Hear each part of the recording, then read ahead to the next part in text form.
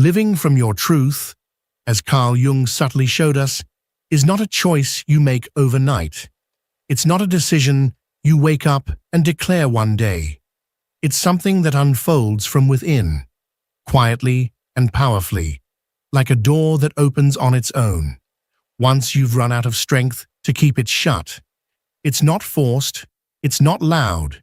It happens the moment you can no longer pretend, the instant your soul refuses to be silenced. Something inside shifts, not because you want it to, but because it must. It's like reaching the edge of a cliff and realizing that the only way forward is to stop betraying yourself. At first, this shift is barely noticeable.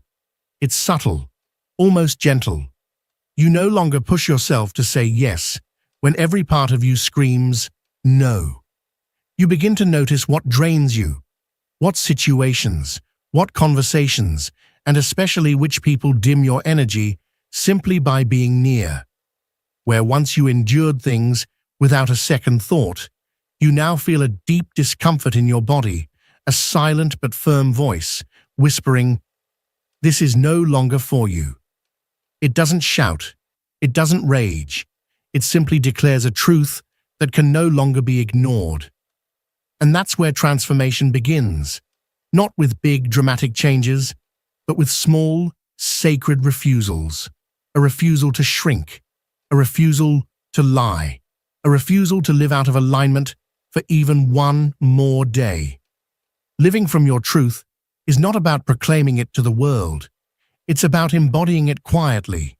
It's in your everyday choices, in the tone of your voice, in the way you begin to move through life with greater authenticity. It's when your actions start to reflect your inner knowing, when you no longer betray yourself in the name of acceptance. It's when you stop negotiating your worth just to avoid being alone. But here's the beautiful paradox. The moment you begin to live from your truth, solitude stops being painful. It becomes sacred. You don't need others to understand your path anymore, because you do. Your soul recognizes it. And even if no one else sees the shift, something profound has happened. A quiet, internal revolution. It doesn't need to be seen. It doesn't seek validation. It doesn't ask for applause. It just is. Deep, unshakable, and transformative. This revolution is not loud or dramatic. It's quiet and profound. And without even realizing it, it begins to change the way you exist in the world. You start choosing differently. You stop reacting and begin responding. You no longer flee from discomfort just to keep others happy. Instead, you choose the peace that comes with clarity, even if that clarity means walking away from people or paths that once defined you. You stop fearing the consequences of being real and start honoring the serenity that comes with truth. Living from your truth sharpens your inner senses. Your body grows wiser. Your energy becomes more sensitive. Your intuition more precise. What once confused you now becomes an immediate, resounding no. And what resonates with your soul, no matter how uncertain or unfamiliar, gives you a sense of peace. You stop chasing shiny distractions. You begin to follow what vibrates with meaning. You are no longer seduced by appearances. You are guided by alignment. There's no longer a need to prove your worth. Your worth becomes self-evident in each honest step you take. And that inner honesty reshapes everything. Your decisions, your relationships, even your silences. Carl Jung once said that we do not become enlightened by imagining figures of light, but by making the darkness conscious. Living your truth is precisely that. It's not about denying your past, but integrating it, healing it, owning it, walking forward with all parts of you aligned, no longer fighting yourself. You begin to understand that your truth doesn't need to be perfect. It just needs to be yours. That awareness changes how you speak to yourself how you see yourself, and how you hold yourself in difficult moments. You stop demanding that you be someone else.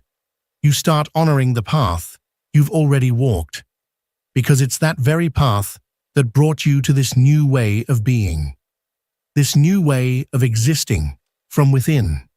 And from that place, everything starts to feel more real. Not easier, life will still have its challenges, but more honest. You no longer function on autopilot. You choose with intention. You decide what energy you let into your space.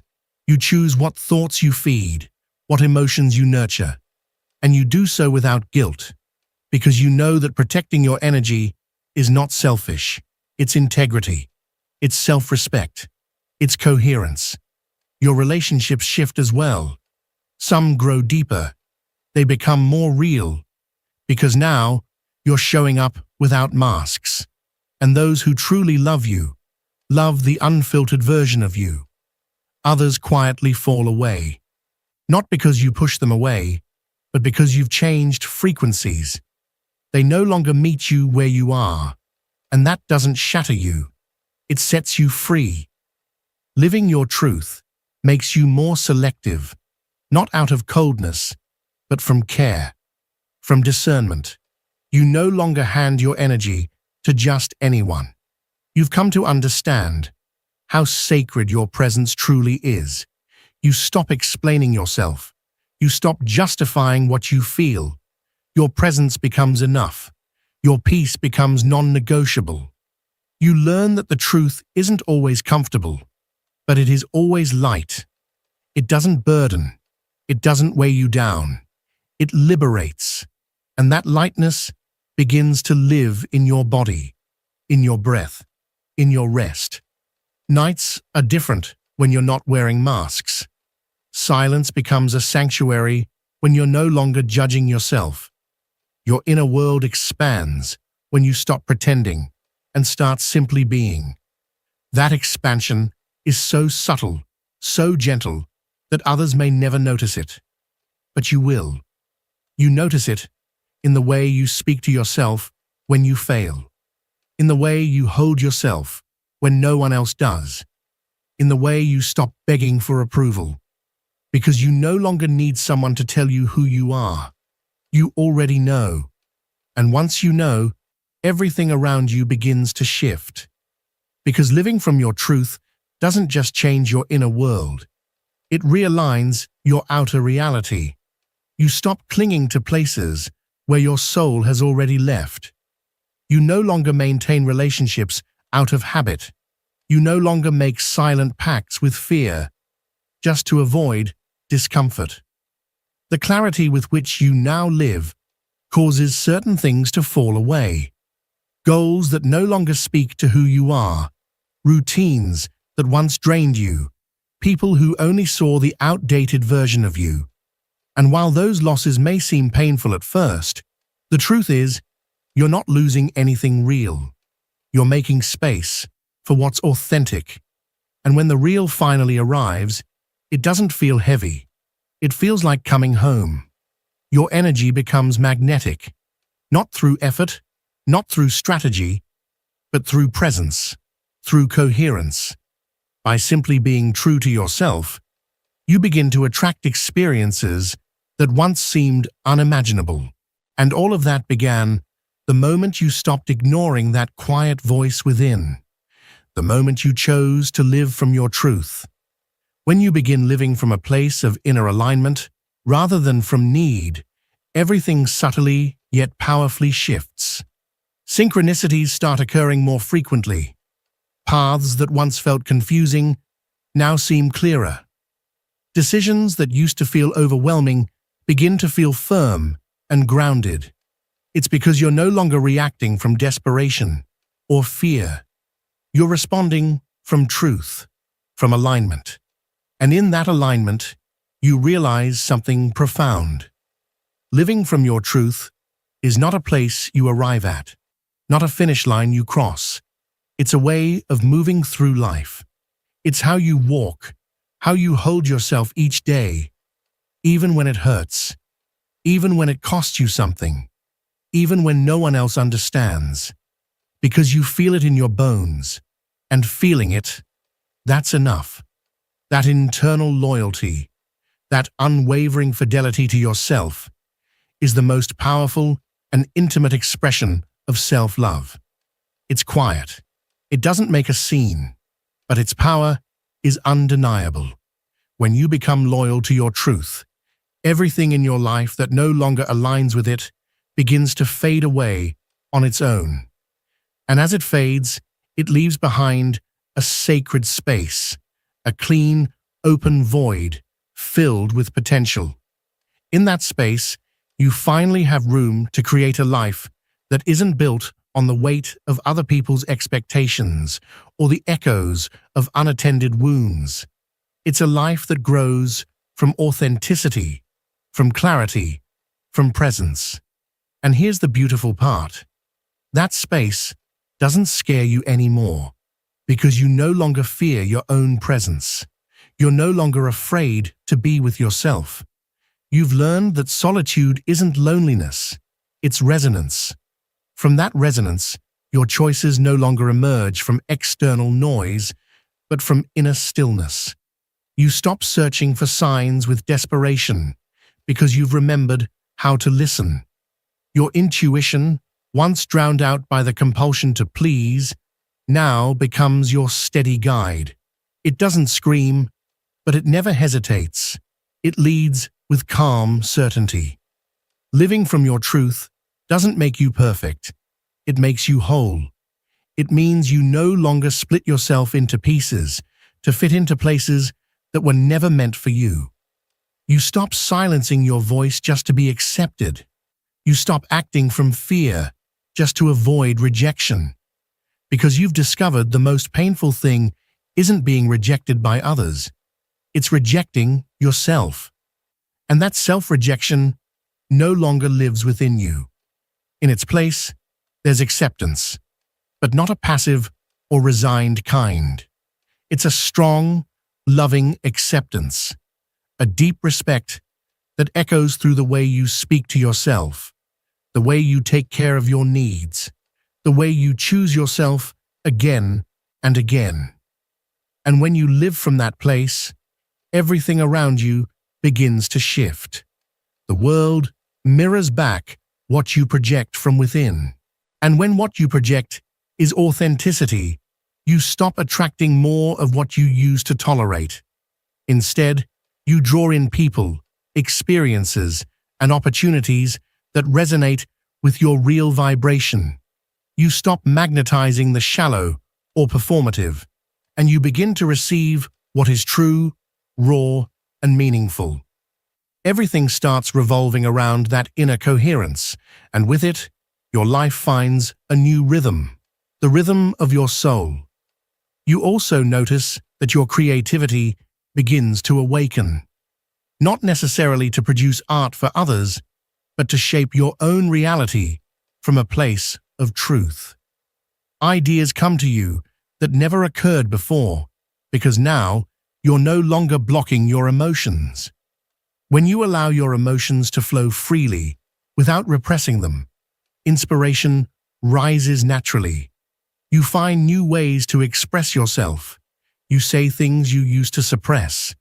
You make room for everything your soul has longed to share.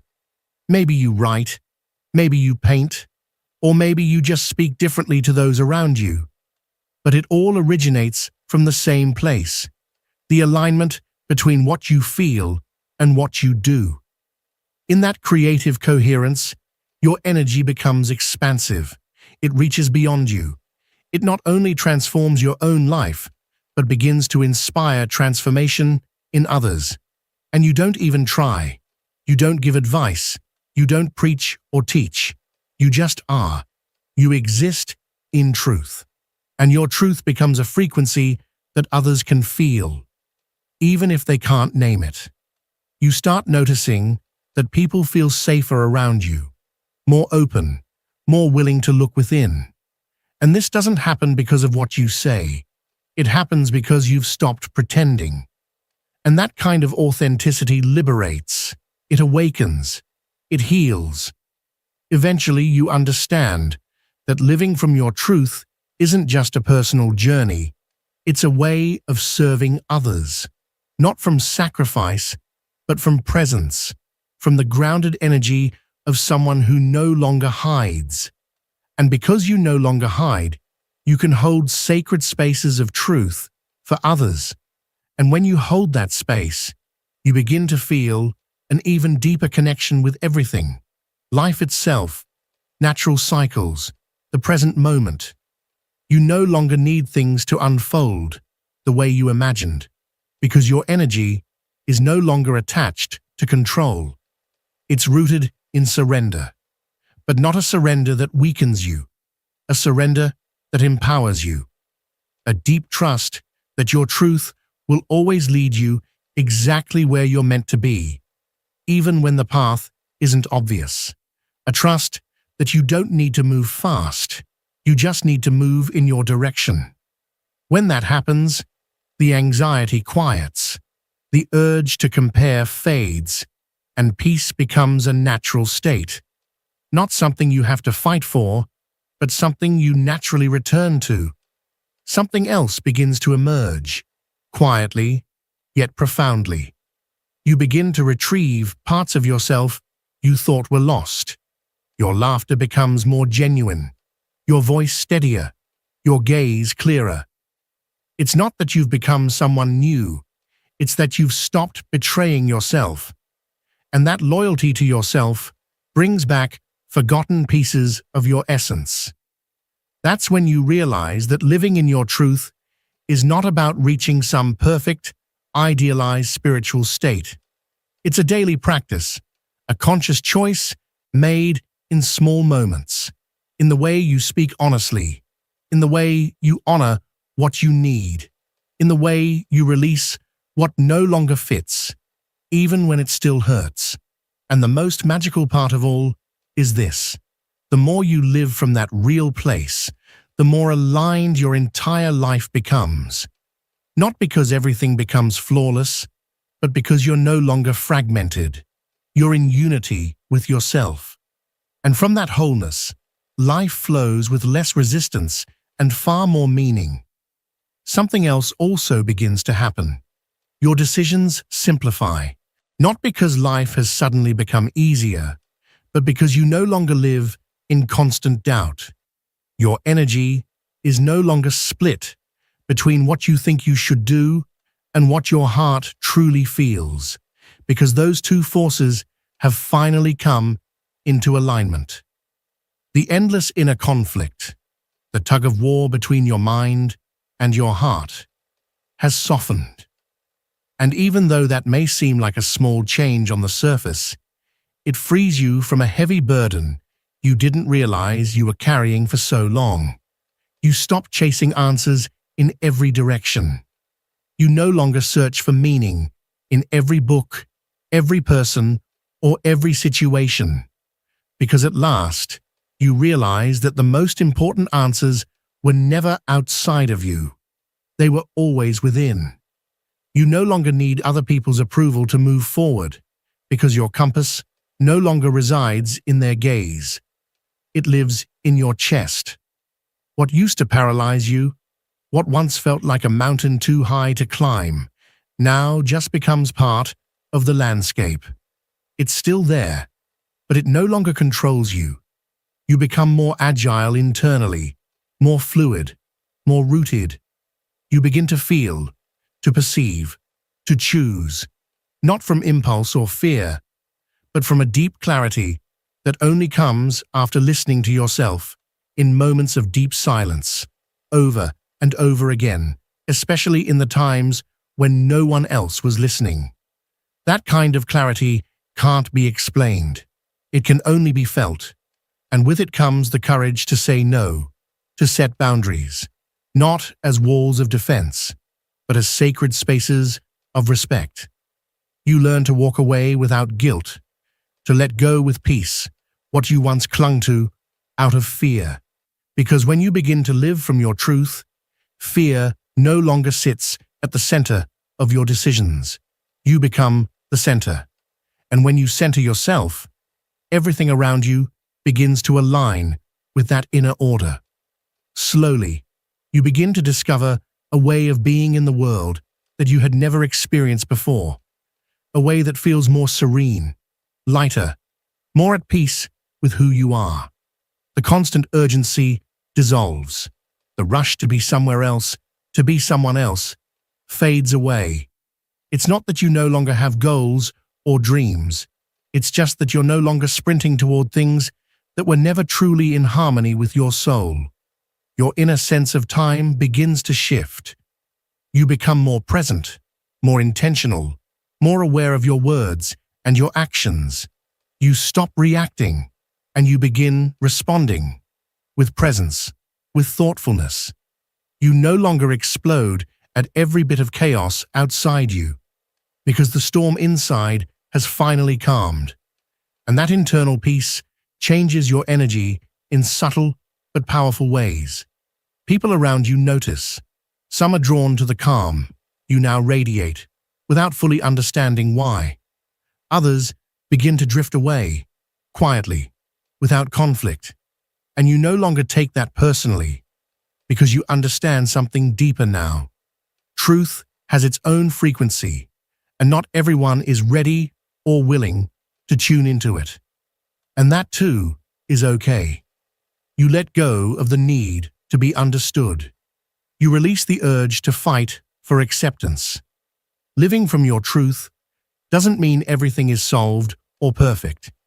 It means you no longer carry the exhausting weight of hiding who you are.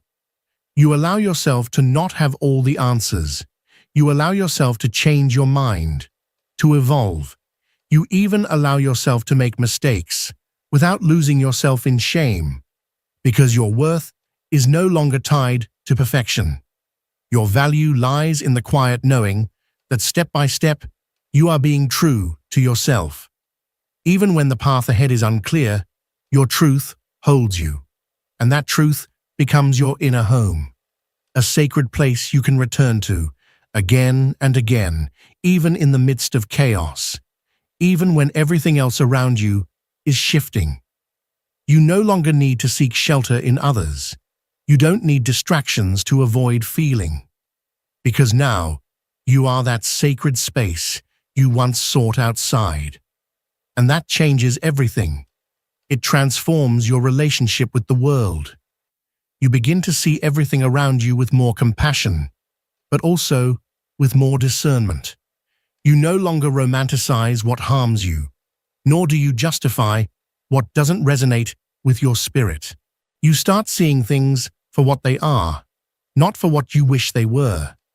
And even so, you choose the most conscious path, not out of idealism, but out of coherence with your soul. You begin to trust your intuition. Your perception sharpens. You feel before you understand. You sense things before they happen. You learn to trust those subtle signals that used to go unnoticed, because now that you truly listen to yourself, you also hear the universe more clearly. And the universe responds, not always with words, but with synchronicities, with signs, with messages that arrive at just the right moment, with opportunities that show up, not when you're desperate, but when you're ready. And in that flow, without realizing it, life begins to feel lighter, not because it's suddenly weightless, but because you are no longer carrying it with resistance. You carry it with presence, with acceptance, with the understanding that when you live aligned with your truth, you no longer have to fight to be who you are. You simply are. And that is more than enough. And something beautiful happens when you reach that place. You begin to feel gratitude for all the things that once broke you. Not because the pain becomes beautiful, but because you can now see that every difficult moment was part of the necessary process that brought you here. To this version of yourself that is more awake, more honest, more in tune with your essence. The wounds you once tried to hide are no longer sources of shame. They become sacred witnesses of your transformation. You stop seeing them as flaws and instead recognize them as portals, gateways your soul had to walk through in order to stop living from fear and begin living from truth. And that shift makes you both humbler and stronger. You no longer need to prove yourself. You no longer need to justify your path to anyone. Your truth doesn't compete with anyone else's. It simply is. It expresses itself. It honors itself. It sustains itself. And that gives you the strength to walk through life with a quiet dignity, a kind of strength that doesn't seek validation, only coherence. Even your relationship with the past changes. You no longer carry it as a weight. You carry it as wisdom. You stop carrying it like a burden and begin to see it as fertile ground. What once was pain now becomes wisdom. What once was loss now becomes clarity. And what once was fear now becomes presence. And that's when it hits you. Living from your truth isn't about having all the answers. It's about no longer lying to yourself. It's about refusing to shrink, refusing to fit into a version of yourself that no longer feels alive. Because once you let go of that expired version, everything that you truly are, deep within, finally begins to bloom. And when you bloom from your essence, it happens effortlessly. There's no need to push, no need to prove anything, no need to strive for acceptance. It's a natural unfolding, a quiet expansion, like a tree growing skyward without ever needing to justify the depth of its roots. You realize that true success has never been about reaching some external ideal, but about being profoundly, unapologetically yourself in a world that constantly tries to turn you into someone else. When that realization settles in your bones, your priorities begin to shift. You stop chasing possessions, and instead, you seek out experiences that feed your soul. You stop measuring your worth by your accomplishments and start measuring it by your ability to be authentic, to be faithful to who you are, even when no one is watching. Your life becomes rich with small, sacred moments that used to go unnoticed. A genuine conversation, a silent walk, a sunset that seems to speak directly to your heart. Because now, your soul is awake, truly awake, and can finally recognize the beauty that was once drowned out by noise. You're no longer obsessed with chasing extraordinary moments, because now you see that the extraordinary is found in the simplicity of each moment lived in truth.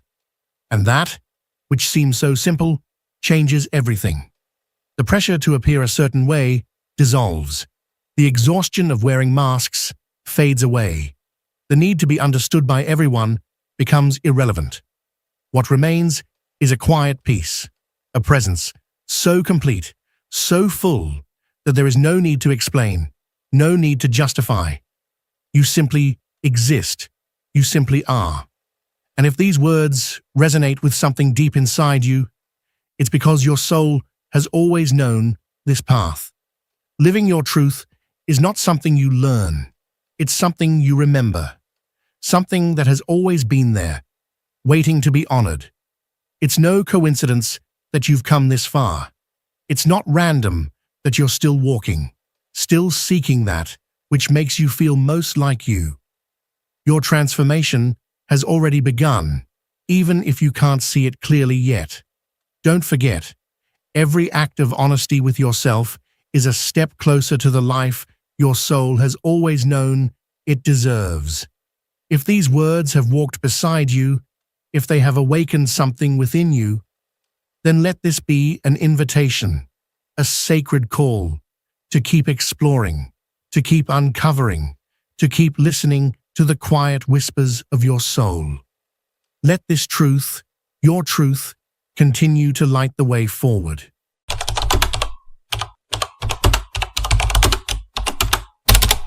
Carl Jung taught us that the human soul is in a constant search for connection. Not just any connection, but one that transcends the physical, the temporal, and the material. Throughout our lives, we cross paths with many people, yet only a few leave such a deep imprint on our being that neither distance nor time can extinguish what was born between them. Surely, you have felt at some point that someone entered your life at the exact moment you needed them. There was no logic, no rational explanation, just a profound sense of recognition, as if that person had always been there, waiting for your paths to cross.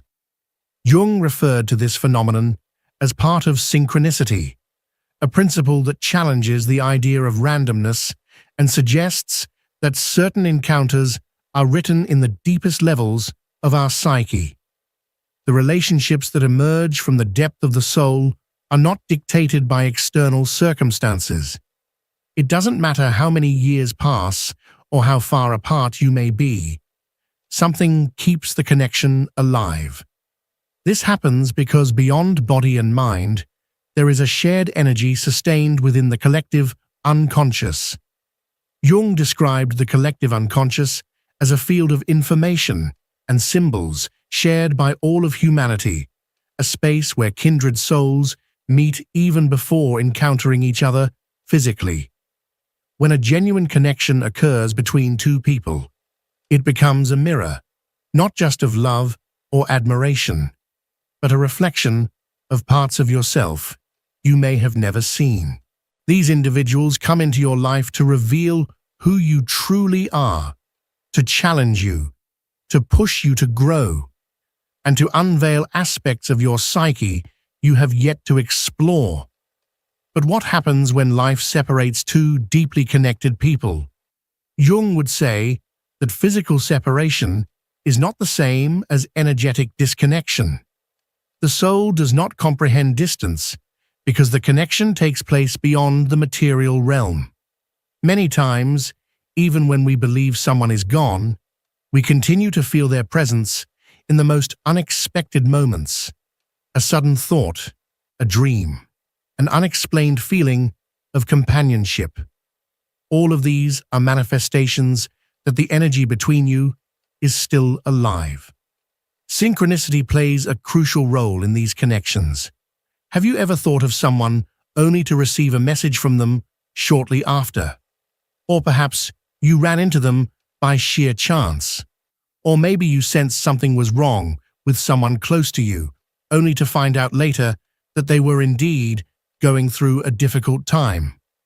This is not mere coincidence.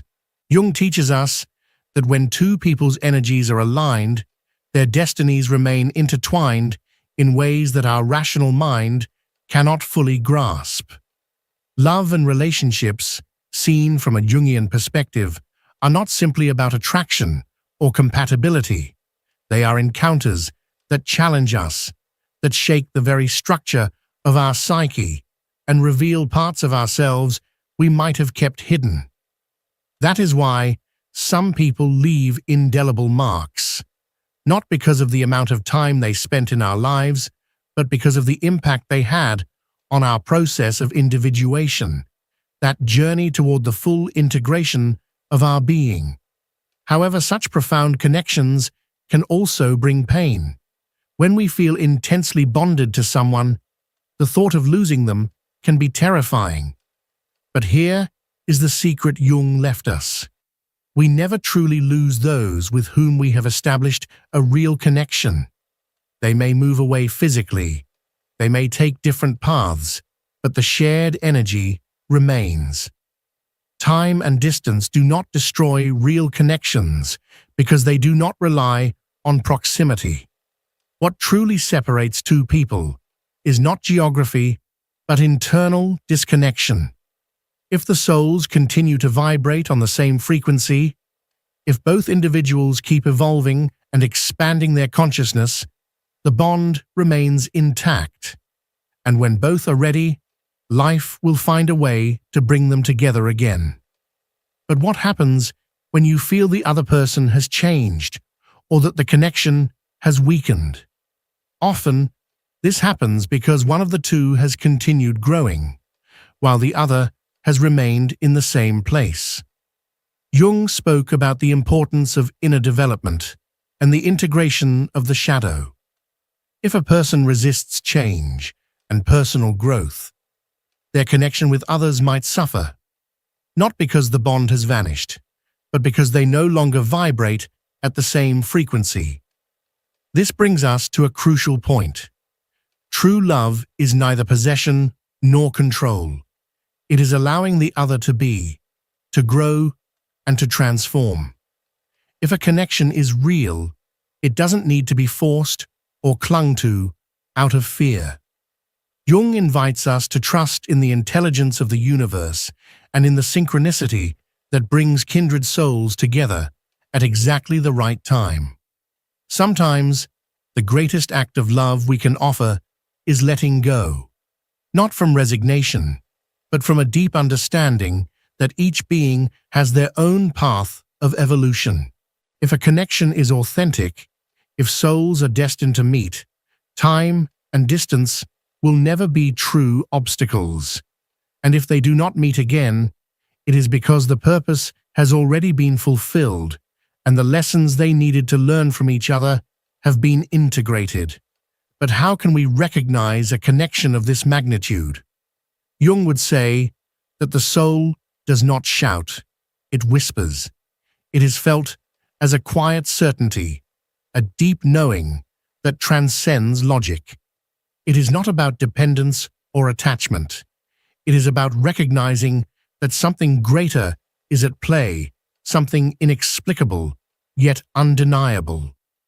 This kind of connection doesn't always appear in romantic relationships. It might come through a friend, a teacher, a mentor, or even someone with whom you shared a brief encounter, yet who left an indelible mark on your life. What truly binds souls together is not the type of relationship, but the impact they have on each other's growth. If you've ever felt that someone changed your life irreversibly, if there's a person you still feel connected to, despite time and distance, it's because that energy remains alive. The bond is not reliant on the physical senses, but on something much deeper. Souls destined to meet will always find each other. Sometimes they part ways to grow individually and learn their own lessons, but there is always a point of reunion if both continue evolving in the same direction. And if that reunion never happens, it is because they have already completed their mission in each other's lives. True love, authentic connection, is not possession, nor is it attachment.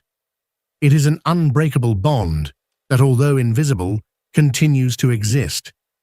It is proof that there is something in the universe that binds us beyond rational understanding. And when two energies align, neither time nor distance can extinguish their flame. When two energies resonate together, a bond is formed that cannot be destroyed by logic or by external circumstances. It is a connection that exists beyond words, beyond anything reason can explain. Carl Jung spoke about the existence of connections that defy the rules of space and time because they do not rely on the tangible, but on the depths of the unconscious. And if the unconscious is involved, it means that these connections are not only inevitable, but also have a purpose we often cannot immediately see. Sometimes we meet people and feel as if we have known them all our lives, even though we just crossed paths with them. That feeling of familiarity is not a coincidence, but a manifestation of the collective unconscious, a concept developed by Jung explaining how we share symbols, experiences, and ancestral memories that lead us to recognize certain people without ever knowing them on the surface. They are souls that resonate with us on a deeper level, as if they had been waiting for the exact moment to meet again. But not all soul connections are easy or meant to be simple. Many times, We encounter people who challenge us, who make us uncomfortable, who awaken intense feelings within us, both positive and negative. And this is where the shadow comes into play. Jung told us that the shadow is the part of ourselves we repress, what we do not want to see within us, and we project onto others. When a connection is real, it also confronts us with our shadow, forcing us to see our fears, our insecurities, and those parts of ourselves we have tried to hide. These connections, no matter how intense they are not always pleasant, but they have a purpose: to make us evolve. Many people believe that if a relationship is difficult, it is because it is not the right one. But Jung showed us a different perspective. The most important connections are those that push us to grow, the ones that confront us with what we need to heal. It does not mean that every complicated relationship is healthy, but in many cases, the conflict is not a sign that the connection is wrong, but that something inside us needs attention. Love, from this perspective, is not just emotion, not just chemistry. It is transformation. It is a process where we find ourselves through the other. And this does not only happen in romantic relationships. It also occurs with friends, mentors, family members, and even with people who appear in our lives briefly but leave an unforgettable mark. It does not matter how much time we share with them. What matters is the transformation they generate in us. Distance then becomes irrelevant when the connection is authentic, because the bond is not based on daily contact or physical presence, but on shared energy. Synchronicity proves this. How many times have you thought of someone and suddenly received a message from them? How many times have you felt compelled to go somewhere and upon doing so, encountered someone who changed your life? These are not coincidences, but manifestations of the unconscious, signs that greater forces are operating behind the scenes of our existence. If a connection persists, despite time and distance, it is because that energy remains alive within the unconscious.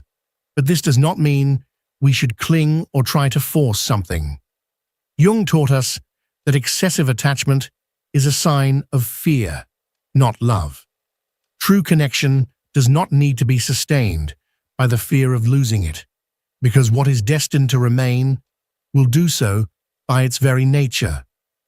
That is why, when someone is truly tied to our soul, there is no need to chase or force anything. The relationship flows naturally, even if there are pauses, even if there are temporary separations. Authentic love is not possession. It is freedom. It is allowing the other to be, to grow, and to transform, because only in that freedom can a real and profound bond exist. Yet many times, fear works against us. We cling to someone because we believe that without them, we will lose ourselves, that without their presence in our lives, something within us will remain incomplete. But that fear does not come from the connection itself. It stems from our own internal wound.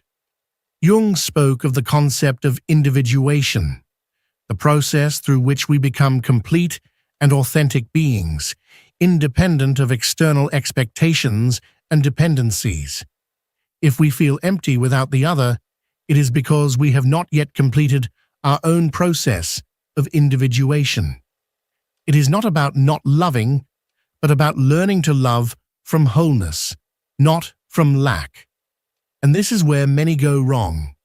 They confuse love with need, connection with dependency. They believe that loving means holding, controlling, securing the presence of the other at any cost. Jung showed us that genuine love is not about possession, but about liberation. It does not mean indifference. It means respect for each individual's journey. When we truly understand this, we realize that soul connections do not need contracts or chains. They simply exist. That is why, when a connection is real, even if life separates two people, their energy continues to vibrate on the same frequency. They keep meeting in dreams, unexpected thoughts, and moments when memories surface for no apparent reason. It is not nostalgia, and it is not attachment. It is a sign that something greater continues to unite them. And if that connection is part of their evolution, if there are still lessons to be learned together, life will find a way to bring them back to each other. What is hardest for many people to accept is that even though a connection is real, it does not necessarily have to remain in the physical world forever. Some bonds exist to teach us something, to reveal a part of ourselves we needed to discover. And once the lesson is complete, the connection may dissolve in the material world, but it never vanishes at the soul level. Accepting this is an act of spiritual maturity. It means recognizing that love is not always about permanence, but about transformation. When we truly understand this, we stop fearing distance, time, or separation, because we know that what is real is never broken.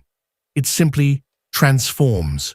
And what truly belongs to our path will return when the time is right.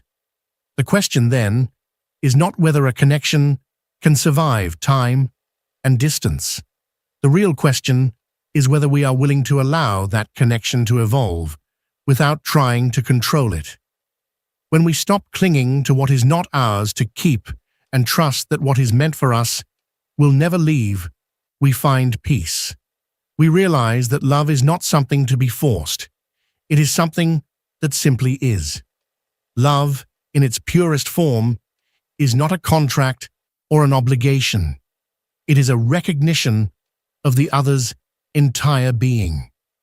When Jung spoke of deep connections between two people, he was not referring to an idealized or conventional romantic love, but to a bond that cuts through layers of personality and reaches into the deepest parts of the soul. Those who are truly meant to meet do not need to talk every day or share the same spaces to keep their connection alive. The energy they have shared continues to vibrate at a frequency that transcends time and space. Even if the world tries to separate them, even if circumstances seem to conspire against them, something remains untouched at the core of their being.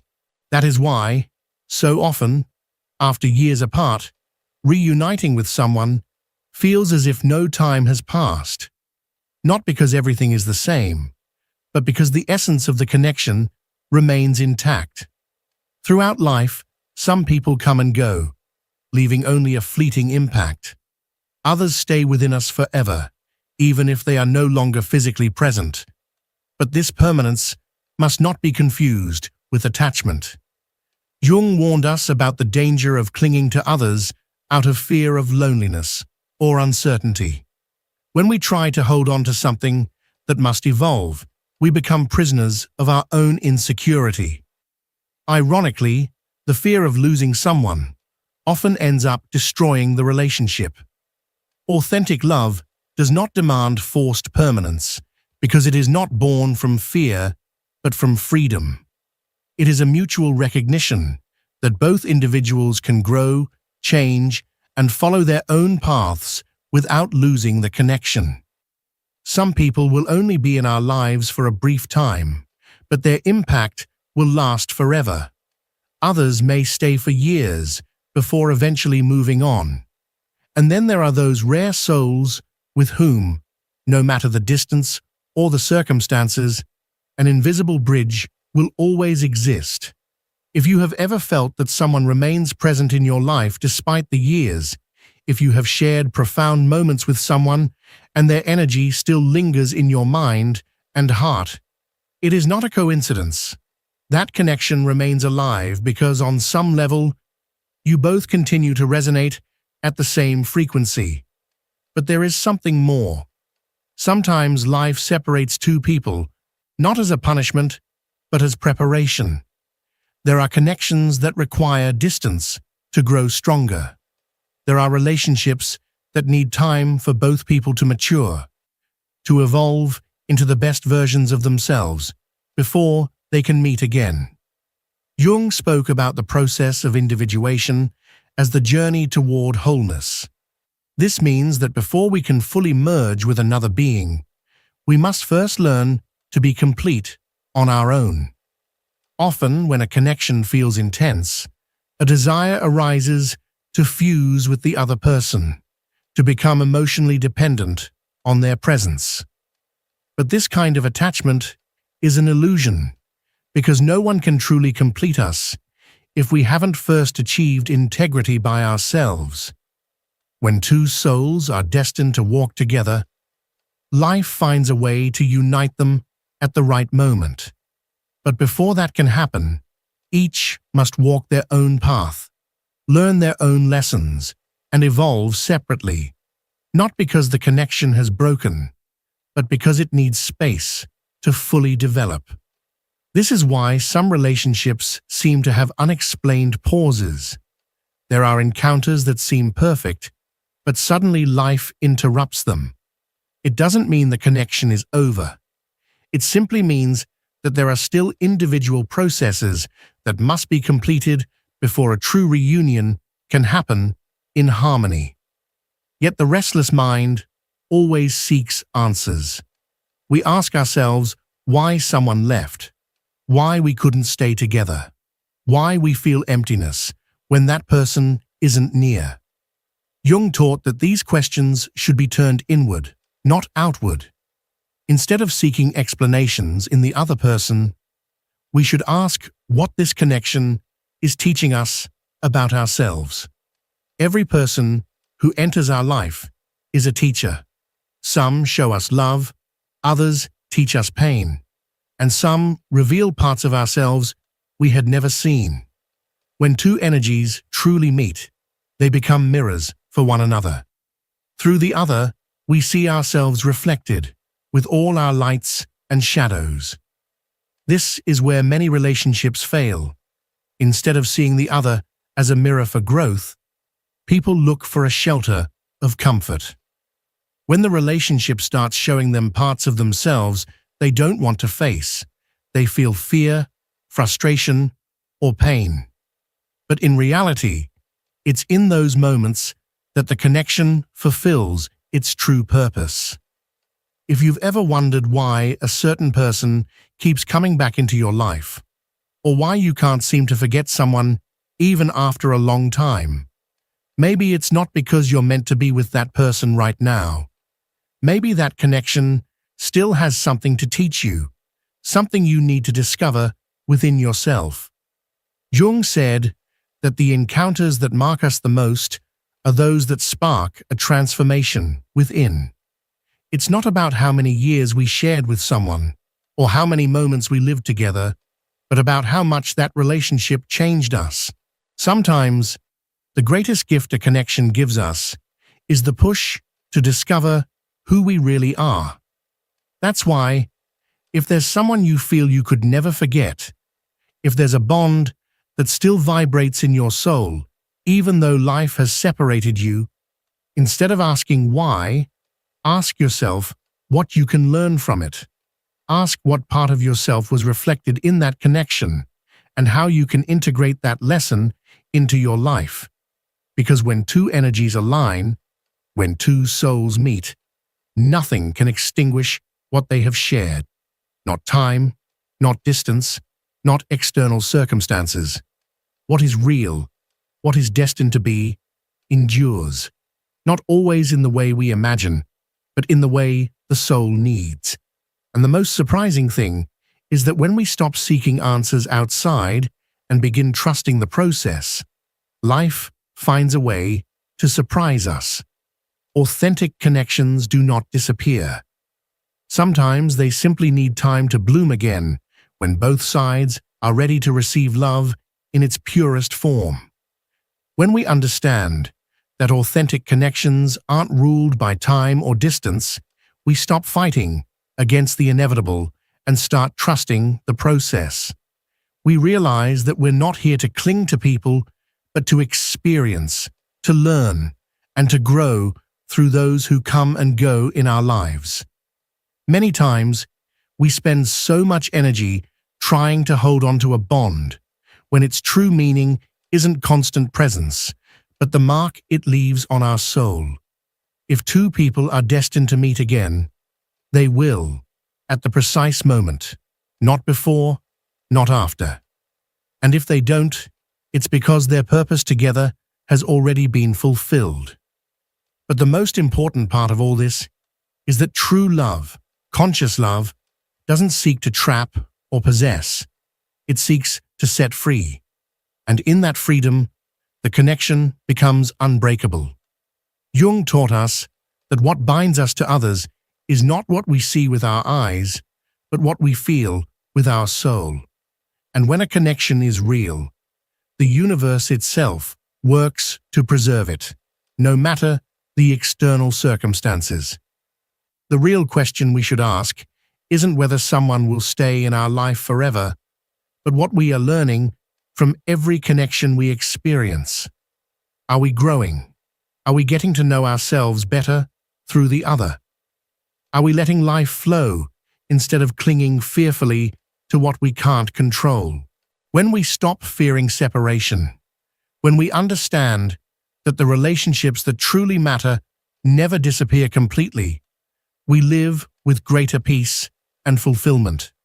There's no anxiety, no anguish about what might happen, because we know that what is authentic is never lost. Now I want to invite you to reflect. Have you ever felt that someone remains present in your life even after years without speaking? Do you feel that certain people appear in your life with a deeper purpose? Tell me in the comments, because I want to hear your experience. If this message resonated with you, share it with someone who needs to hear it. It might be the sign they were waiting for to understand their own journey. Subscribe and activate the notification bell to continue exploring these topics together, because there's so much more to discover about Jung's psychology and soul connections. Every time you share, comment, or engage in any way with this content, you are playing an essential role in helping this message reach more people. People just like you, who are on a journey of seeking answers, of trying to make sense of a world that often seems full of mysteries and hidden meanings. Your interaction is not just a simple click or a passing action. It is a powerful contribution to building a community of souls who crave deeper understanding and who are drawn to explore life beyond the surface. That is why I invite you not to leave without sharing your thoughts, your feelings, or even your questions in the comments. Your voice matters here. This space has been created with a clear purpose: to connect with those who are willing to look beyond appearances, those who feel that life has more layers, more dimensions, and more truths waiting to be uncovered. Your presence is not by chance. If you found your way here, it is because, at some level, you are ready to embark on this path of deeper exploration.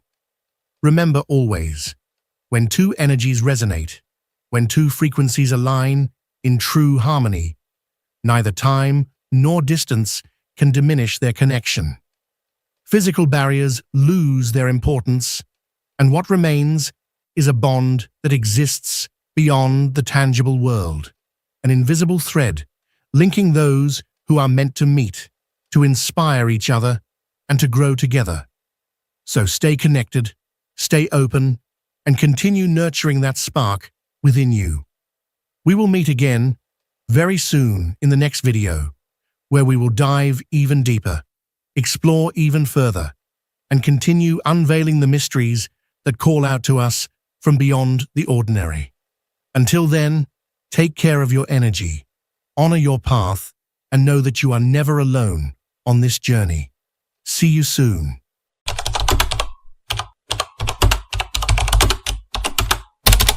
Sometimes, just a single glance is enough. No words are needed. There's no need for physical touch, not even the need to know the other person's name. Because when a connection arises from the unconscious, from that hidden realm beneath all logic and reason, what is felt cannot be put into words. And you know this, perhaps because you felt it too.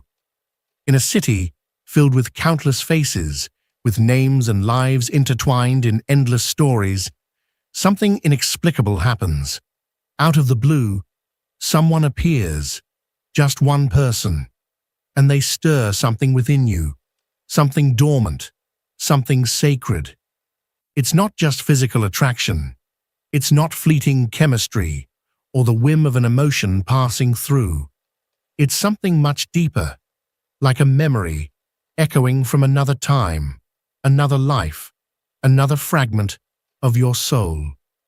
Carl Jung once said that the most meaningful relationships in our lives are not the ones we choose with our minds. They are the ones that emerge from the darkness within us, from what he called the collective unconscious. These encounters are not guided by reason. They are guided by destiny, or perhaps, as Jung often suggested, by the soul's ancient memory. And here's what most people don't fully understand. Not all connections that cause pain are toxic, and not everything easy is necessarily true. Sometimes, the most genuine encounters we experience shake us to the core. They disarm us. They crack us open and force us to face parts of ourselves we never even knew existed. Not because the other person intends to hurt us, but because their presence acts as a mirror, raw, honest, unfiltered. And in that mirror, we see ourselves as we never have before. Have you ever met someone who, without even trying, made you confront everything you had buried? Your childhood wounds, your fears, your shadows, your need to control, your pride, masking your vulnerability. It's as if that person holds a key that unlocks the door to your most hidden self, even if you never gave them permission to enter. That is not coincidence. Jung would say you are facing an archetypal bond, a type of love that transcends the ordinary, that goes beyond the practical or romantic. It's not a bond that arrives to fulfill you. It arrives to transform you. It's not here to comfort your ego, but to awaken your soul. And transformation, real transformation, rarely arrives gently. Sometimes it erupts like a storm, shaking your inner world. It pushes you to face your emptiness, the one you've tried to fill with people or routines. It makes you realize that what you often called love was actually attachment, need, or fear of being alone. But with this person, everything shifts. Time seems to slow down. Words lose their weight. Silence between you feels more intimate than hours of conversation with anyone else. And without knowing why, you feel a sudden willingness to change, to grow, even to break, because something inside you whispers that this is what your soul longs for. Not your ego, your soul. Jung spoke of individuation, the heroic journey of the human being toward the fullness of their being. He described it as a process that often begins with an encounter. Not just any encounter, but one that challenges you, shakes your foundations, one that doesn't align with your expectations, but resonates with your deepest truth. And then you ask yourself, why can't I stop thinking about them? Why do I dream about them even after they've gone? Why do I feel something larger, something cosmic, tying us together? The answer lies beyond reason. It's hidden in the symbolic, in the archetypal, in the mystical. When Jung spoke of anima and animus, he was referring to the unconscious inner image we each carry of the opposite energy within us. Every man holds within him the image of the feminine, the anima. Every woman carries the masculine principle, the animus. And sometimes we meet someone who embodies exactly that repressed energy. The soul recognizes it instantly. It ignites. It remembers. And even if you can't explain it, you feel it. You know it's not an ordinary love. That person didn't come to stay. They came to awaken you, to return to you a part of yourself you had forgotten. And no, it's not always mutual in the way you wish it were. It doesn't always lead to a relationship, but it always leaves a mark. It transforms you. It etches itself into your being. And that's how you know it wasn't just a fleeting romance. It was something more, perhaps even divine. There's something sacred about the energy between two people who are connected on a deeper plane. It's not a bond that builds gradually. It feels as if it has always been there, waiting to be awakened. And when it does, the body knows. The heart feels it. The eyes reflect it. It's a vibration that pierces through you and cannot be hidden. No matter how much you try to deny it, no matter how rational or skeptical you are, deep down, you know, there is something different about this connection. Jung hinted at this many times. There are encounters that bring us face to face with the luminous, the sacred. And by sacred, he wasn't referring to religion. He was referring to a realm beyond the ordinary, a space where the soul speaks through symbols, through dreams, through synchronicities. Have you ever thought about someone and then they appeared, dreamed of them, and then saw those dreams unfold in real life? Heard a song or seen a number that seemed to speak directly to your connection with them? That's the collective unconscious in action. And when two people are linked by a bond this profound, that shared unconscious becomes even more active, because in truth, you're not alone in this connection. The archetypes are present. They awaken ancestral memories, patterns of the psyche that have been repeating since the dawn of humanity. That's what gives this kind of love its feeling of timelessness. And yet, the most painful part of these encounters is often that they don't arrive to give you stability. They come to shake your foundation. They're designed to provoke transformation, not through comfort, but through disruption. Because everything you've repressed, everything you refuse to see about yourself, will now surface, reflected in the other. Jung called it the shadow, the parts of yourself you rejected, buried, or deemed unworthy. And when someone unknowingly activates your shadow, the experience can become overwhelming. Because you're not just falling in love with the other, you're confronting yourself. That's why these connections are rarely soft or predictable. They don't follow the script of romantic movies. One day, everything seems to align, and the next, you're plunged into emotional chaos. And yet, you can't walk away. Something deeper holds you there. It's not codependence, though it might look like it from the outside. It's an inner call, a force that doesn't come from desire, but from the soul's longing. And the most confusing part? It often doesn't feel mutual, or at least not in the same measure. One person loves more, one awakens faster, and that imbalance can be agonizing. Because while you are experiencing a profound inner transformation, the other may not be aware of it in the same way. But that doesn't mean the connection isn't real. It just means each soul has its own timing. What matters is understanding that these encounters are not about possession. They're not about getting the other person. They're about what the connection awakens in you, what it breaks, what it reorders. Jung said, the soul needs symbols, living images, in order to move and evolve. And sometimes, the most powerful symbol it can receive is a person who, without even trying, reveals your truth, who awakens something dormant within you, who forces you to feel with such intensity that there's no going back, because after such an encounter, something inside you changes forever, and you can't always talk about it. Others might not understand.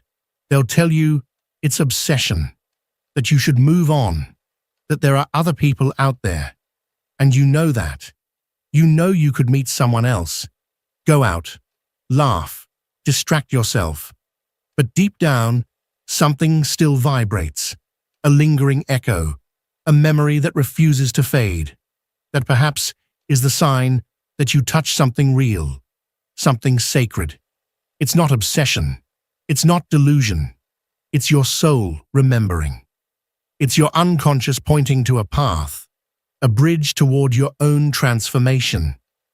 And the most mysterious part of all this is that despite the pain, the confusion, the unanswered questions, something inside you whispers that it wasn't a mistake.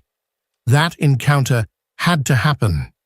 Even if it ended, even if they're no longer there, their presence served a purpose, not because they completed you, but because they stripped you bare, left you face to face with the parts of yourself you never wanted to see. In Jungian thought, these experiences are not accidents. They are activations, moments when the unconscious pushes you toward a higher level of awareness. And many times, it does so through love. Because love has a unique power to bypass all defenses. It lets your guard down. That's why, just when your life seemed to be in order, just when you thought you had everything under control, that person appears, and something inside you shatters. But it's not destruction, it's revelation. Because that bond didn't come to give you what your ego wanted. It came to give you what your soul needed, even if you don't understand it yet. Even if it hurts. Even if you're left wondering why you felt so much for someone who didn't seem to feel the same way. At the soul level, the intensity was shared, even if the personality denies it.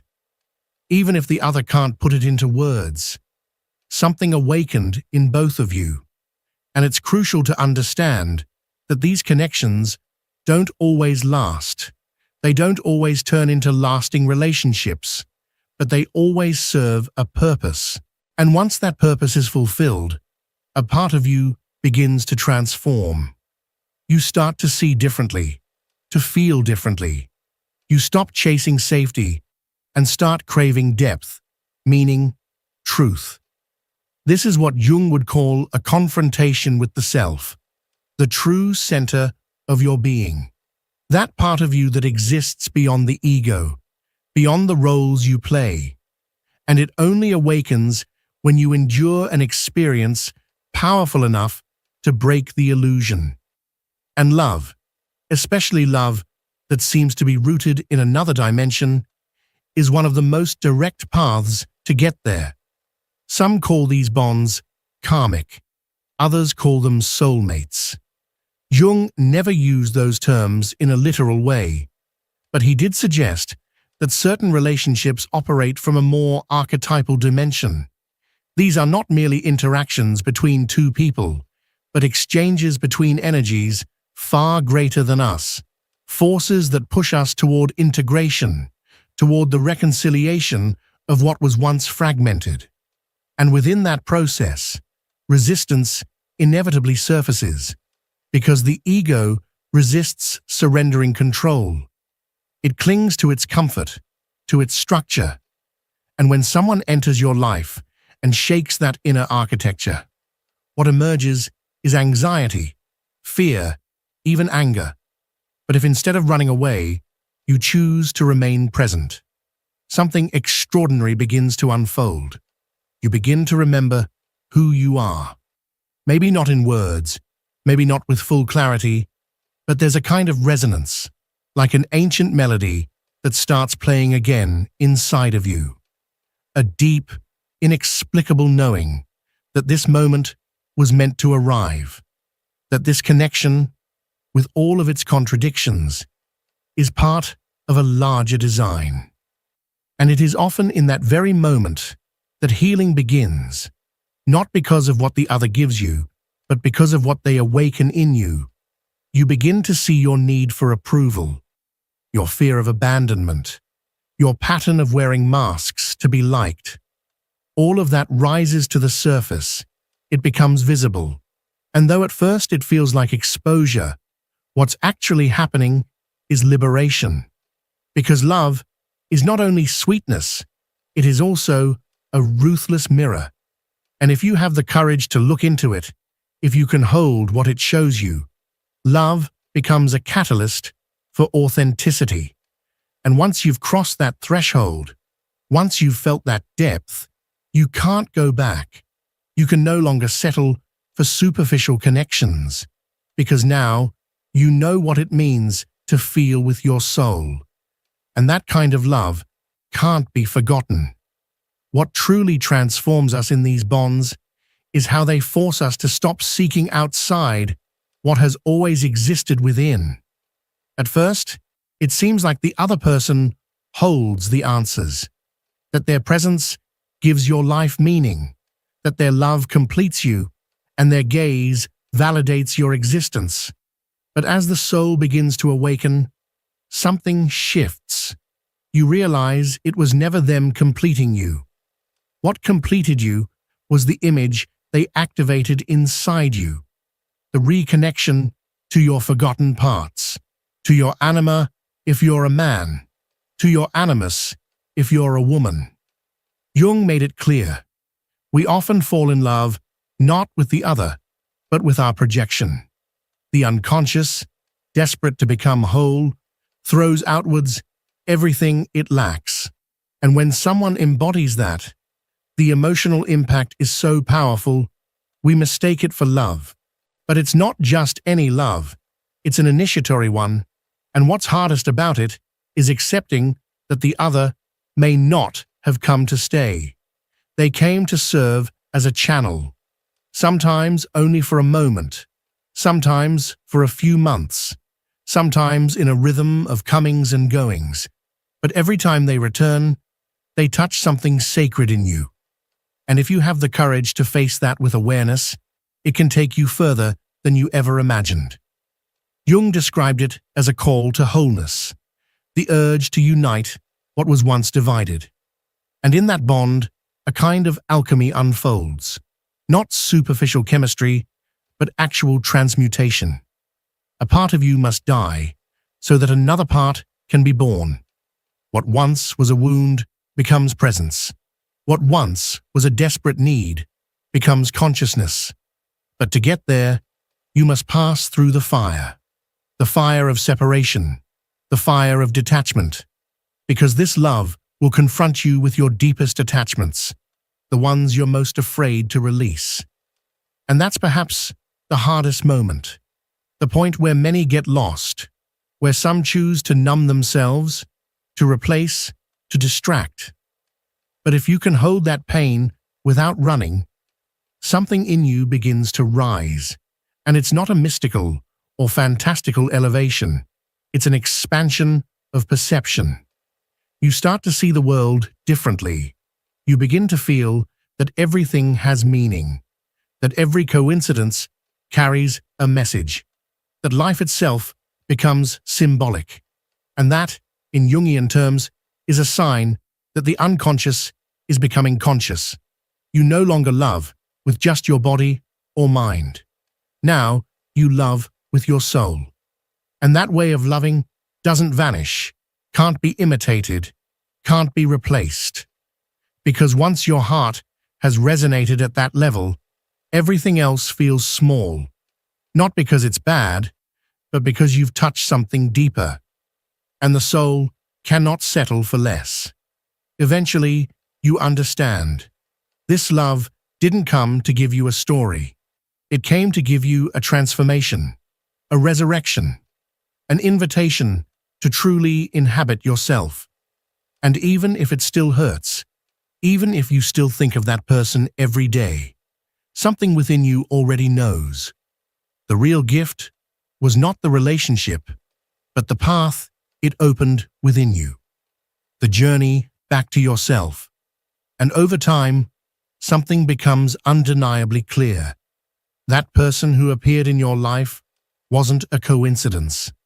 They were a kind of initiator, as if chosen by something larger than you, not to stay, but to activate within you a search you had long forgotten. It was never about finding them. It was about beginning the search for yourself, with honesty, with courage, and without masks. Carl Jung once said that what we do not make conscious will manifest in our lives as fate.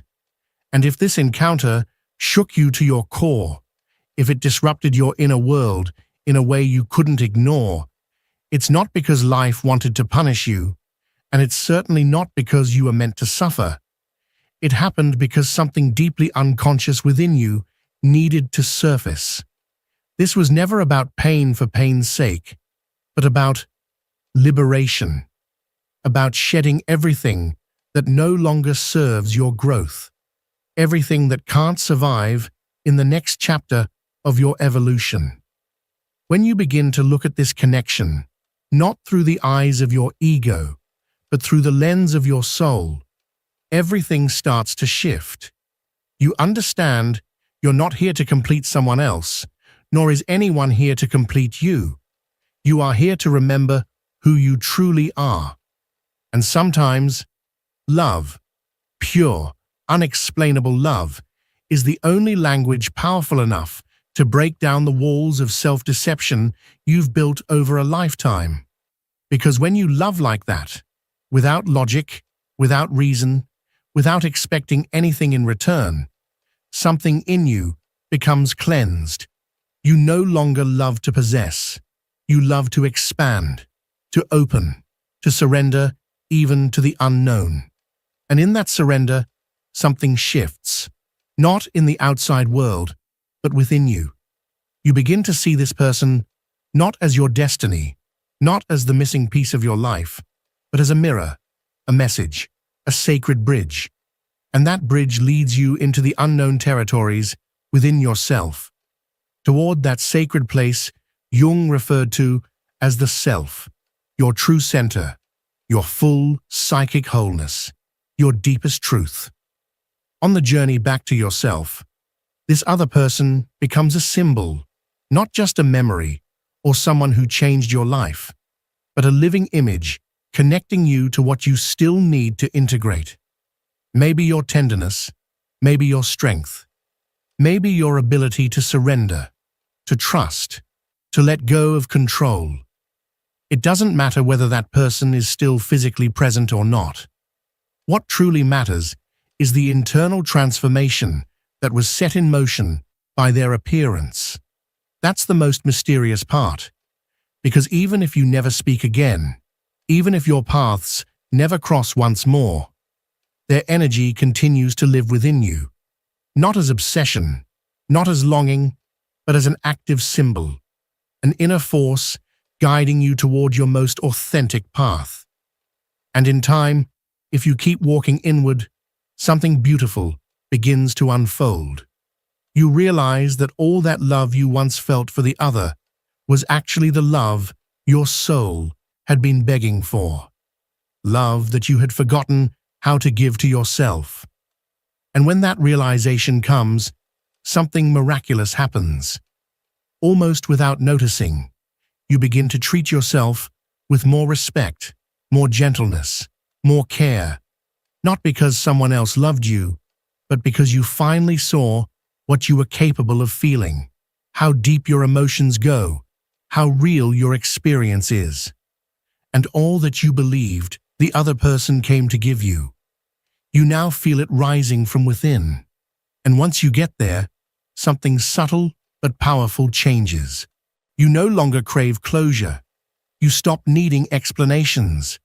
You release the desperate longing for answers, because you understand something fundamental. The soul doesn't need an ending. It needs meaning. And you've already found it. That connection was the catalyst. The soul doesn't measure in time. It measures in depth.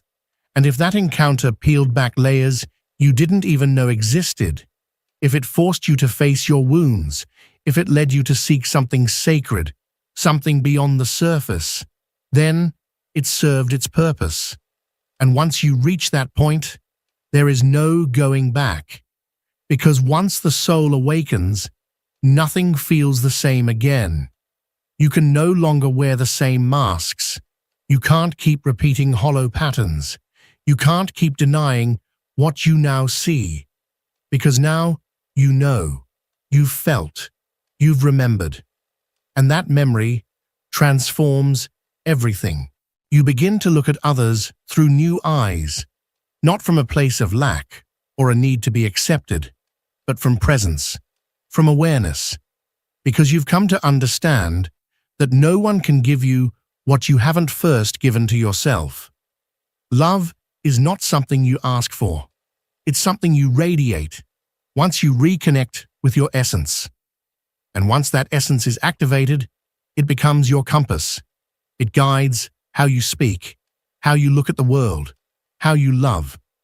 Everything becomes more authentic, more grounded, more profound, even when it hurts, even when there are no answers, because you're no longer searching for explanations. You're searching for connection. Maybe that person will return to your life, or maybe not. But either way, your sense of self no longer hinges on their presence, because you've discovered something eternal, that the truest, most divine connection is not the one that ties you to another, but the one that brings you back to yourself, through everything the other awakened in you, and that no one can take away. And if this message truly resonated with you, if at any point it felt like I was speaking directly to the part of you that lives quietly within your soul, then I invite you to share your story in the comments.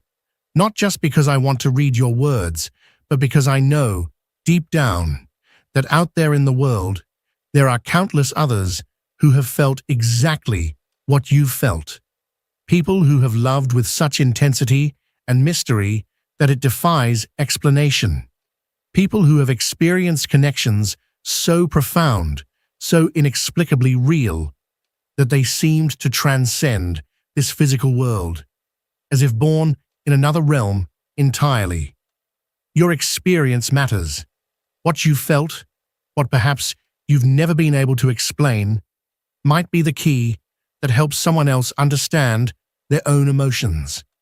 Sometimes we go through life carrying silent truths, thinking we are alone in what we feel. But when one person dares to give voice to the unspoken, it creates a ripple that touches others in ways we may never fully comprehend. So share this video with someone who might still be struggling to put their feelings into words. Share it with the people who have loved with their entire being and never had the chance to talk about it. With those who carry an invisible thread, a bond that never found closure, a story left unfinished yet eternally present in the heart. Let them hear these words, because maybe, just maybe, what you lived through is exactly what someone else needs to hear to finally feel understood, to realize they are not broken, to understand that what they feel is not only valid, but sacred, that their love wasn't ordinary.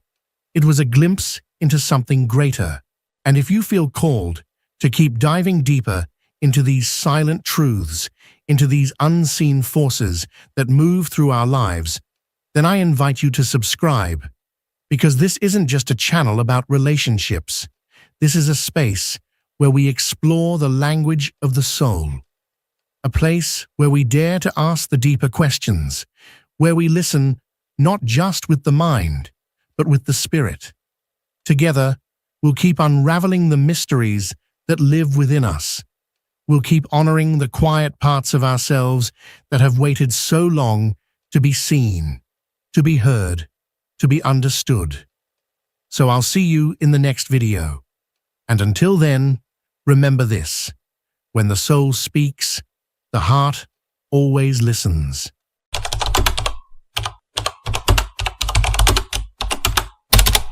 The soul always prepares before the mind can even understand what is happening. When a powerful connection is about to enter your life, the universe begins to move around you in silence. It does not announce it with words, nor does it give you obvious warnings. Instead, it speaks through subtle movements, almost imperceptible gestures that may seem meaningless on the surface, but deep inside, they transform everything. Carl Jung spoke of synchronicity as that hidden choreography where your inner world and the outer world intertwine. Long before you meet the person who will mark your destiny, this invisible dance has already begun, and if you learn to recognize it, you will understand that you stand on the threshold of an encounter that will not be accidental, but profoundly necessary for your growth and evolution. What begins to happen within you is not always comfortable. Sometimes it feels like emptiness, other times like an inexplicable expectation. Yet every experience, even the unsettling ones, has a purpose: to refine you, to cleanse you, to prepare you. This preparation makes it possible for you to recognize what is coming, because such a connection does not appear in the middle of noise. It only reveals itself when your soul has learned how to listen. And then the signs appear. One of the first signs is that time begins to behave strangely when you are about to cross paths with your most powerful connection. Your relationship with time shifts in unexpected ways. It is not something you can control or fully explain, but you feel it happening. Days may suddenly speed up, as though everything is happening too quickly. At other times, hours stretch endlessly, as if they refuse to pass, even though nothing extraordinary is taking place. What is fascinating is that this is not a simple, subjective perception. It is accompanied by patterns that repeat themselves with an almost obsessive precision. Clocks insist on showing you the same numbers again and again, as though pointing toward a secret code meant only for you. Perhaps it is 11:11, or 10:22, or some other combination that suddenly becomes part of your everyday life. You also begin to notice that certain events line up with impossible precision, far too exact to be dismissed as chance. You arrive somewhere at the perfect moment without planning it. You run into someone at the exact instant you were meant to. A message arrives in the very second you were thinking about it. Carl Jung explained that synchronicities were the language through which the unconscious reveals itself in the physical world, and he observed that the closer we are to profound transformation, the more frequent these synchronicities become. Time stops behaving like a straight line and instead begins to resemble a fabric, something that folds, bends, and weaves itself into your personal story. Your perception of reality begins to change along with it. What once felt like ordinary routine now becomes infused with meaning. A delay, a sudden waiting period, a small disruption in your plans, each moment starts to feel as though it carries an invisible purpose. And while you may not always understand why, you sense that each shift in time is guiding you towards something not yet visible, but deeply significant. When time begins to alter itself in this way, it does so with a precision that leaves you bewildered. You may notice that certain moments stretch themselves as if giving you space to reflect, while others collapse into fleeting instants that vanish in a heartbeat. It feels as though the clock no longer obeys linear logic, but instead responds to the intensity of your inner state. A short conversation may suddenly feel endless, heavy with hidden meanings, while an entire afternoon disappears like a blink of an eye. This has nothing to do with boredom or excitement, but with something much deeper. Time begins to mold itself to the magnitude of what is about to unfold in your life. You may also start experiencing déjà vu more frequently, those strange instants when you feel you have already been there, already lived that exact moment before. It is not merely repetition. It is the sense that time folds upon itself to remind you that everything is connected, that what you are living now is not entirely new, but part of a greater cycle that repeats until you have learned what you need to learn. Another aspect of this phenomenon is the emergence of a hidden rhythm in your days. It is as though the noise of ordinary life has been turned down, and suddenly you can hear an internal beat guiding your steps. No matter what you are doing, walking, speaking, or even waiting in silence, everything seems to align with a rhythm that does not come from outside, but from an invisible force orchestrating your path. Then something even more profound reveals itself. The sensation that time is no longer your enemy. It no longer feels like a thief slipping away from your hands or a tyrant pressuring you with constant demands. Instead, time transforms into an ally. You begin to trust that even if you do not arrive when you planned, or even if something is delayed, what truly matters will still happen at the exact moment it is meant to. And it is at that point that you begin to understand you are not the one controlling the clock. The clock is adjusting itself to your destiny, and your destiny is preparing to introduce you to the connection that will change your life forever. The second sign is that objects begin to move with intention in your life, even before you encounter your most powerful connection. The things around you, the material objects that once seemed ordinary, stop being lifeless possessions and start acting almost like silent messengers.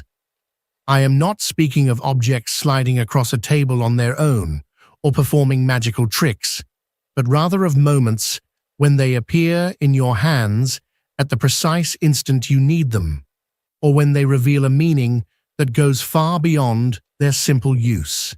It feels as though the universe itself placed them before you, carefully arranging the scene so that your attention could no longer look away.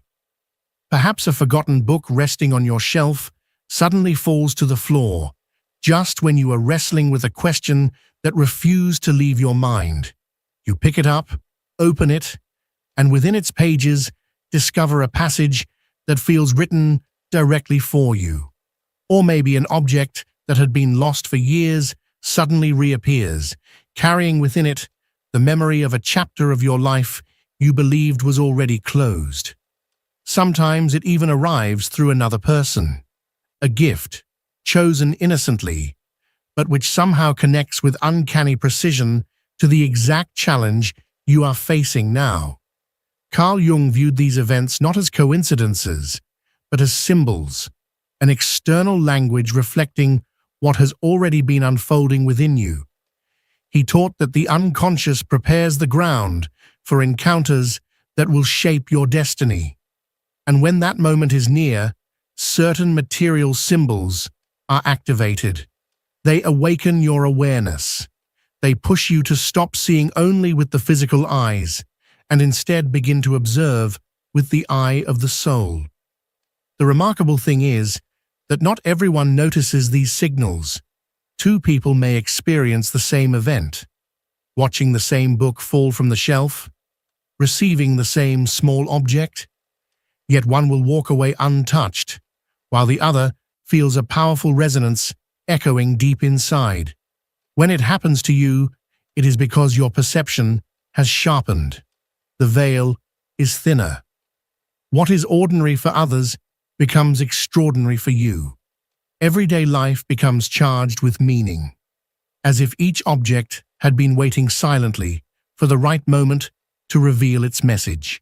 You may open an old drawer and find a forgotten letter that stirs emotions you thought were gone forever. That letter might force you to reconsider who you once were, and reflect on who you have become.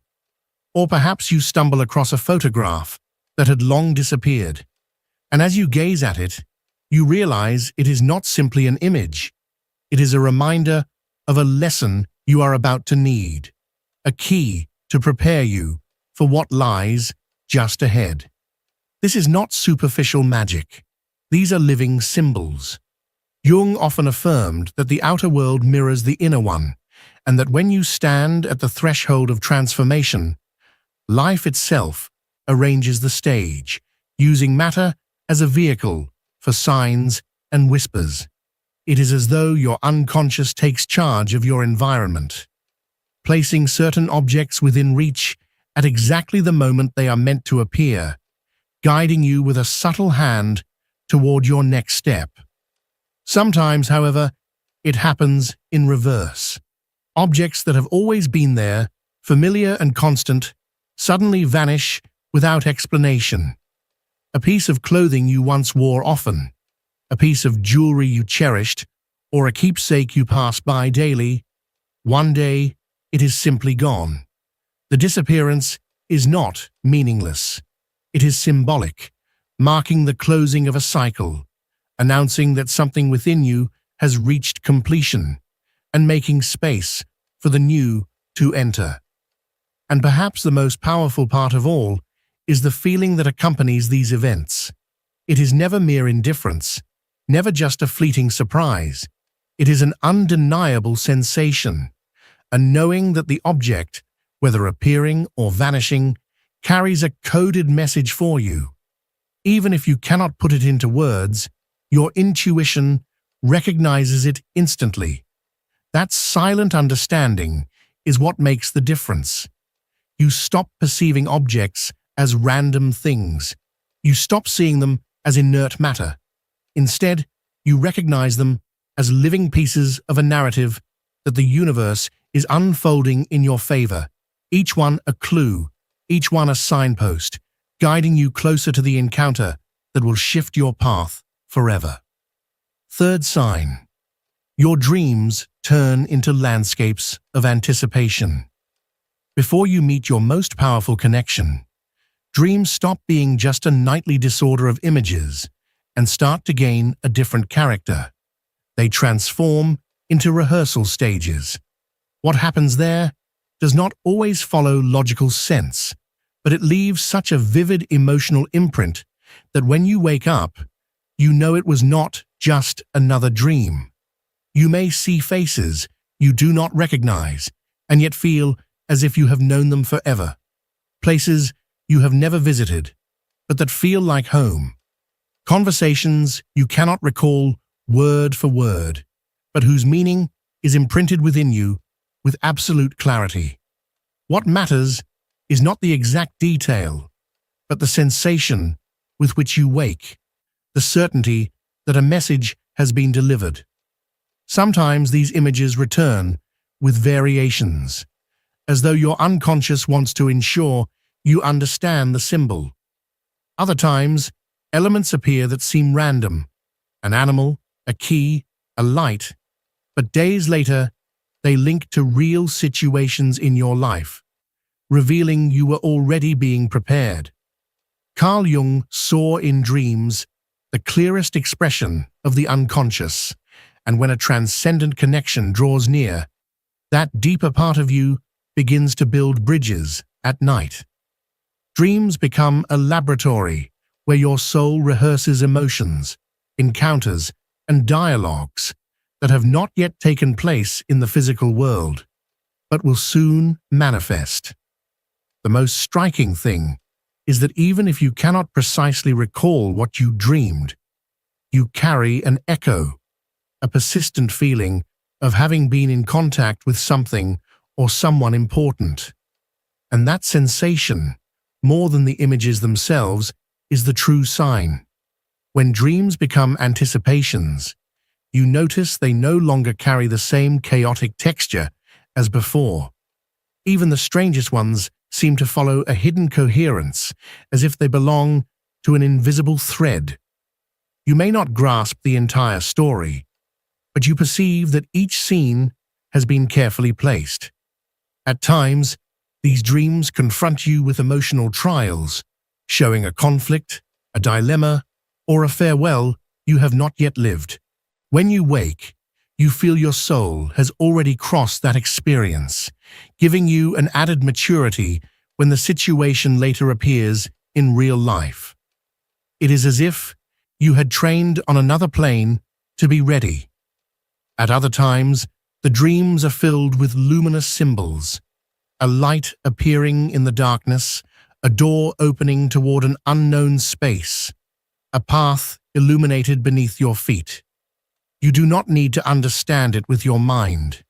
The image remains engraved inside you and acts like a silent compass, pushing you forward even though you do not yet know where. Something even more unsettling can happen. You dream of someone you have not yet met. New faces, yet loaded with familiarity, as if you had walked beside them for years. It does not always mean that this is the person with whom you will share that connection, but it shows your unconscious is training you to recognize the essence of that bond when it arrives. The depth of this sign lies not in the content itself, but in the change in your way of waking. You no longer rise with the feeling of meaningless images, but with the premonition of having received an advance, a gentle warning, a reminder that what is about to happen has already begun in your inner world. Fourth sign, music begins to pursue you. Before meeting your most powerful connection, you notice that certain sounds, songs, or melodies appear unexpectedly and repeatedly as though they are trying to set your path. It is not only hearing a song on the radio, it reappears in different places and contexts, sometimes at the exact moment you were reflecting on something important. A lyric that seems to speak directly to you, a melody that awakens ancient emotions, a rhythm that becomes the backdrop of your days. Carl Jung explained that the collective unconscious communicates through universal symbols. Music is one of those symbols because it operates beyond thought, crossing the mind and touching emotion directly. That is why, when something significant approaches, your life fills with musical repetitions that, though appearing accidental, work as emotional anchors. You may suddenly recall childhood songs you had not heard in years, or discover a new melody that feels as though it has always been with you. What is peculiar is that they do not remain a simple taste. They feel like messages, as if the universe were using the language of sound to prepare your sensitivity and open you to what is coming. And the most revealing part is how these melodies accompany you inside. You are in silence, and suddenly the song plays in your mind for no apparent reason. At that instant, you understand it is not just music, it is an invisible thread, linking your present with the destiny about to be revealed. When these melodies begin to follow you, they do so not noisily, but with precision. They arise at the exact instant your thoughts touch a delicate point, as though someone had synchronized the music with your inner state. A line from a song may coincide with a decision you were about to make. An unexpected chorus may reinforce an emotion you were trying to grasp. In that moment, you realize it is not coincidence. There is an ongoing dialogue between sound and your life. Sometimes the music appears as a reminder. Songs that once marked past moments return to show you which cycle you are closing. They do not return for nostalgia, but to deliver a lesson you were not ready to understand before. Other times, they manifest as anticipation, melodies that seem to contain the vibration of what is about to arrive, preparing you emotionally to receive it. The depth of this sign lies not in hearing a repeated song, but in the way it resonates within you. It is not a mere musical preference, it is a state of consciousness. You notice the music transports you to a wider emotional space where time dissolves and your sensitivity expands. Even in silence, the melody may continue playing inside you, as if your soul were looping it endlessly. And there you discover that music is not external. It is the reflection of a vibration already growing inside you, tuning you for the encounter that draws near. When it appears in such moments, music becomes an emotional mirror. You do not simply hear it, you feel it inhabiting your body. A single chord can raise your skin. A note can halt your breath for an instant, and a lyric can sink deeper than any advice. The most enigmatic aspect is how it links with your inner states. Some melodies arrive on calm days and awaken within you a premature nostalgia, as if you were remembering something not yet lived. Others erupt amid confusion and suddenly order you from within, placing into harmony everything that was scattered. At times, these songs become anchors for your memory.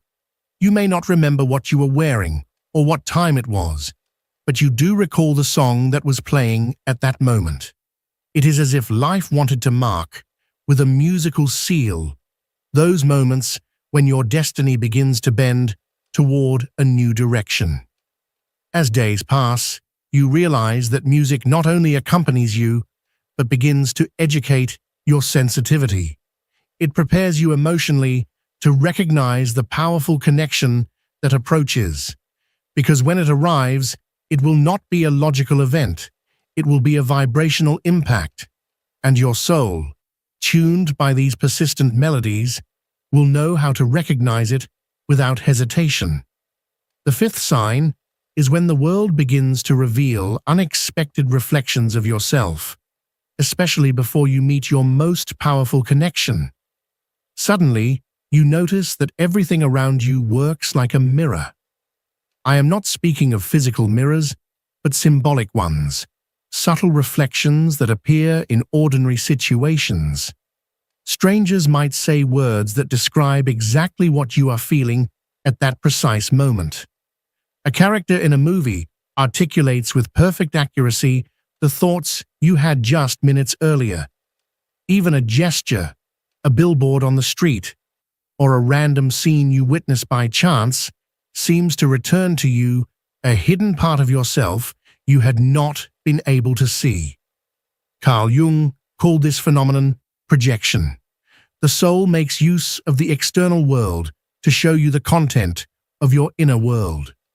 When a deep connection is approaching, these projections intensify. They become sharper, almost undeniable, because before you can recognize the other, you must first be able to recognize yourself.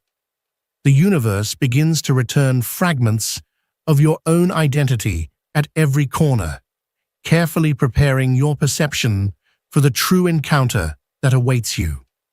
What is most striking about this process is its precision. These are not vague signs that anyone could interpret in any way. They are reflections so exact, so personal, that it feels as though they were crafted solely for you. And in recognizing them, you feel as though you are reading from an invisible script that already had your name written in it. When a powerful connection is about to enter your life, the entire world takes on the role of a living mirror. It is not glass and silver, but an endless reflection that manifests through people, through conversations, through daily scenes that suddenly feel directed at you. A stranger might speak aloud the exact word you have been silently repeating to yourself. A film you choose randomly contains a scene that describes, almost word for word, the very dilemma you are struggling with.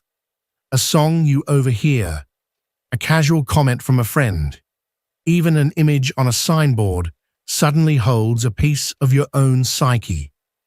These moments are too personal, too piercing, to dismiss as coincidences. It feels as though life itself has disguised a mirror inside an ordinary event, forcing you to pause and see yourself from the outside. Jung explained that what we do not consciously acknowledge within ourselves inevitably projects outward, onto the world around us. The world becomes a canvas, a vast screen where fragments of your psyche are played back to you in living color. And when a transcendent encounter is close, this screen becomes more vivid, reflecting again and again those aspects of yourself that must be integrated before you can truly see the other. Yet what makes these reflections even more fascinating is that they do not only reveal your light, often they reveal your shadow. You may find yourself confronted with qualities in others that irritate you or provoke an outsized reaction. You feel unexplainable discomfort towards strangers, or on the other hand, an admiration that seems too intense for the situation. This, too, is the mirror at work. It is pointing toward aspects of yourself that your unconscious is urging you to recognize. Because when that powerful connection arrives, it too will act as a mirror, but one that cannot be ignored. As this process unfolds, you begin to read these reflections differently. What once seemed like casual or insignificant events now appear as profound messages. A comment is no longer just a comment. It is an arrow pointing you inward. Faces you encounter, even briefly, awaken emotions in you that are not truly about the present moment, but are tied to the deeper history of your inner world. And slowly, you realize that the entire world is functioning as a map, one on which your soul is sketching itself. The true power of this sign is that it prepares you without your awareness. Every reflection sharpens your vision. It forces you to confront the aspects of yourself you once ignored, to reconcile with emotions you rejected, to accept traits you had denied. And when you finally learn to look into these mirrors without running away, you are ready, because only then can you withstand the intensity of a connection that is not meant to be comfortable or superficial, but profoundly transformative. Perhaps the most mysterious part of all is that, as the connection draws near, these reflections begin to align. What you see outside of you suddenly points in the same direction, as if the whole world had turned into a single, seamless mirror. And then, you understand, life is not speaking to you about others. It is speaking to you about yourself. It is preparing you to recognize yourself fully, because only in doing so will you be ready to recognize the one who comes to awaken your soul. Before you meet your most powerful connection, life silently arranges every detail. Time bends, objects gain meaning. Dreams foreshadow what has not yet occurred. Music follows you, repeating its melody until you finally notice. Every corner of the world begins to return your own reflection. None of this is random. They are signs that your soul is aligning with an encounter that will not be fleeting, but transformative. Jung reminded us that what we do not make conscious will appear in our lives as fate. These reflections are not just coincidences, they are invitations. They call you to awaken, to read the hidden language that life whispers, to trust that everything has been arranged so that, when the encounter arrives, you will recognize it without hesitation. If something in these words resonated deeply within you, do not dismiss it. Observe it. Feel it. Allow every detail to serve as a reminder that life has not abandoned you. It is preparing you, refining you, walking beside you. And if you know someone who also senses that life is speaking to them in mysterious ways, share this message with them. Perhaps you are the bridge that will help them see their own reflections and recognize the signs. Remember, what often looks like chance is, in truth, an invisible thread pulling you precisely toward where your soul needs to be.